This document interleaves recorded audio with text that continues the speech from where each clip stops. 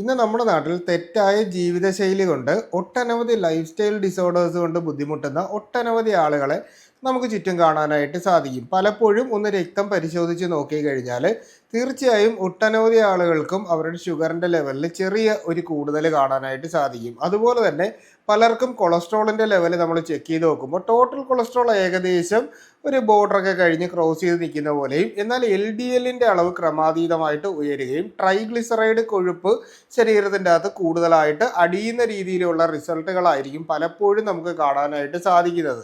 അപ്പോൾ എന്തുകൊണ്ടാണ് നമുക്ക് ഇങ്ങനെ ഉണ്ടാവുന്നത്? കാരണം നമ്മുടെ തെറ്റായിട്ടുള്ള ജീവിതശൈലി തന്നെയാണ്. ഇതിനോടൊപ്പം തന്നെ പലരുടെയും ഒരു സംശയം, കാരണം കൊളസ്ട്രോളിനെ പറ്റി ഞാൻ ഓൾറെഡി വീഡിയോസ് ചെയ്തിട്ടുണ്ട്. അപ്പോൾ പലരുടെയും സംശയം എന്ന് പറഞ്ഞു കഴിഞ്ഞാൽ നമുക്ക് ഈ പറയുന്ന രോഗത്തിന് എപ്പോഴാണ് നമ്മൾ മരുന്നുകൾ കഴിച്ചു തുടങ്ങേണ്ടതെന്നാണ്. ഇപ്പോൾ നമ്മൾ ട്രൈഗ്ലിസറൈഡ് ഒരു 400-ന് മുകളിലൊക്കെ പോയി കഴിഞ്ഞാൽ തീർച്ചയായിട്ടും നമ്മൾ മരുന്ന് കഴിച്ചു തുടങ്ങേണ്ടത് അത്യാവശ്യമാണ്. പക്ഷേ നമുക്കൊരു 200-ന് മുകളിലേക്ക് നിൽക്കുകയാണ് എന്നുണ്ടെങ്കിൽ നമ്മൾ ഈ ഒരു സമയത്ത് 3 മാസം കൃത്യമായിട്ടും നല്ല രീതിയിൽ വ്യായാമം ചെയ്യുക, വെള്ളം നന്നായിട്ട് കുടിക്കുക, കൊഴുപ്പടങ്ങിയിട്ടുള്ള ആഹാരങ്ങളുടെ ഉപയോഗം പരമാവധി ഒഴിവാക്കുക. അതിനോടൊപ്പം തന്നെ കാർബണേറ്റഡ് ഡ്രിങ്ക്സും പിന്നീട് നമ്മൾ മധുരം അടങ്ങിയിട്ടുള്ള ആഹാരവും പഞ്ചസാരയുടെ ഉപയോഗവും പൂർണ്ണമായിട്ട് നമ്മൾ നിയന്ത്രിക്കേണ്ടത് വളരെ അത്യാവശ്യമാണ്. ഇനി വെള്ളയരിയുടെ ചോറാണ് കഴിക്കുന്നത് എങ്കിൽ നമ്മൾ കുത്തരിച്ചോറിലേക്ക് ഈ ഒരു സമയത്ത് മാറേണ്ടത് വളരെ അത്യാവശ്യമാണ്.